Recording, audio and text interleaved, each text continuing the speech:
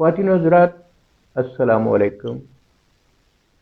इस्लाम हमें हर पहलू, ज़िंदगी के हर पहलू पे गाइडलाइन देता है। हिफ्ज़ान सेहत यानी हेल्थ केयर के हवाले से भी बहुत सारी हदायत दी गई है, और उसमें सफाई जो है उसको बहुत ज़्यादा अहमियत दी गई है।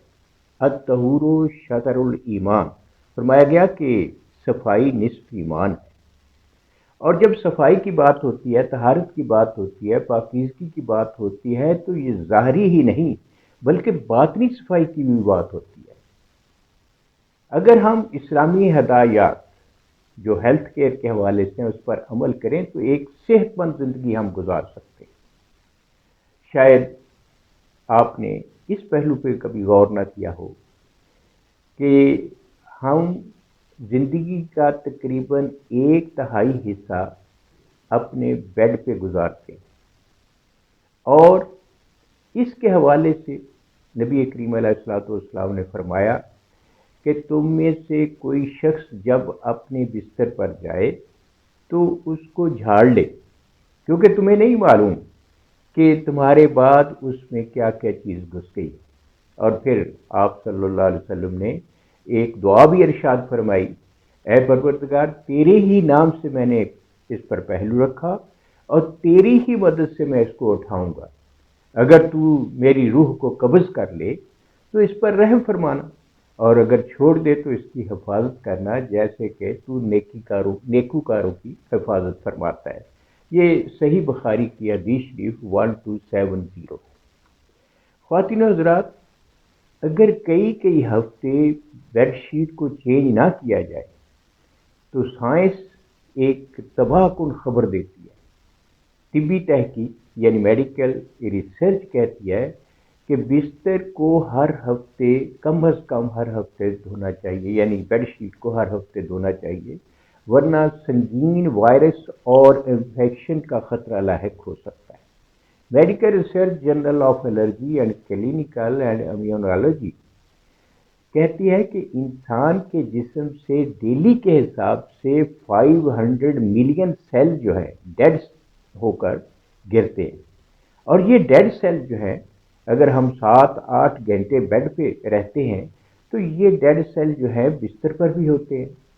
और ये डेड सेल जो है, इंसानी ह्यूमन डेड सेल जो है, ये डस्ट माइट्स की फेवरेट फूड है, और डस्ट माइट्स भी वहाँ पे मौजूद होती हैं। इसके अलावा फंगस है, पोलन है, फजले के अज्जा है, और उसके साथ मॉइस्चर है जिसमें पसीना, डरोल यानी राल वगैरह, और आयल अगर सर पर लगा है या जिस्म पर कहीं, तो ये सारी चीज़ें मिलकर बेडशीट को कंटेमिनेट कर देती हैं, जिससे माहिरीन कहते हैं कि बहुत सारी बीमारियां जन्म लेती हैं।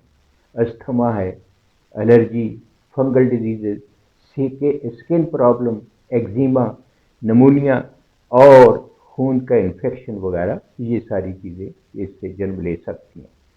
और मेडिकल यूनिवर्सिटी कैरोलिना के डॉक्टर श्मिट तो कहते हैं कि अगर बिस्तर की चादर को यानी बेडशीट को ज़्यादा देर तक आप धोते नहीं हैं, साफ़ नहीं करते, तो ऐसे ही है जैसे आप गंदगी के ढेर पे सो रहे हैं।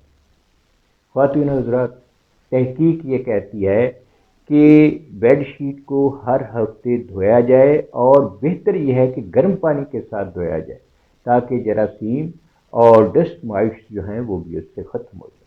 डॉक्टर श्मिट इस बात का भी कायल है कि अगर आप उसको बदलते नहीं हैं, धोते नहीं हैं, तो डेली के हिसाब से बेडशीट को रोज़ाना वैक्यूम क्लीनर से ही साफ कर लें। ख्वातीन और हज़रात, हमारे लिए ज़रूरी है कि हम इस्लाम के गोल्डन प्रिंसिपल जो कि हेल्थ केयर के हवाले से हैं उन पर अमल करें। जिस्मानी पाकीज़गी और तहारत के साथ साथ घर और बाहर के माहौल को भी साफ सुथरा रखें, जैसे हमारे दीन ने हमें सिखाया है। तो यकीनी तौर पर हम बहुत से अवारस से भी बच सकते हैं, बीमारियों से भी बच सकते हैं, और बहुत से मसाइल भी हमारे हमसे दूर रहेंगे। और आखिर में फिर वही हदीस शरीफ जो नबी करीम अलैहिस्सलाम ने फरमाई کہ کم از کم سونے سے پہلے اپنے بستر کو اچھی طرح جھاڑ لیں، جس میں کیڑے مکوڑے بھی ختم ہو جائیں گے، اور جس طرح یہ سائنس کہہ رہی ہے کہ وہاں پر ڈیڈ سیل اور ڈسٹ مائٹس وغیرہ بھی ہوتی ہیں، اور بھی بہت ساری چیزیں ہوتی ہیں، تو اس سے آپ نجات پا سکتے ہیں اور بہت ساری بیماریوں سے بچ سکتے ہیں۔ اس کے ساتھ اگر جو دعا آپ کو بتائی گئی ہے، اگر اس دعا کو پڑھ لیں تو شیطانی حملوں سے باز رہ سکتے ہیں، بچ سکتے ہیں۔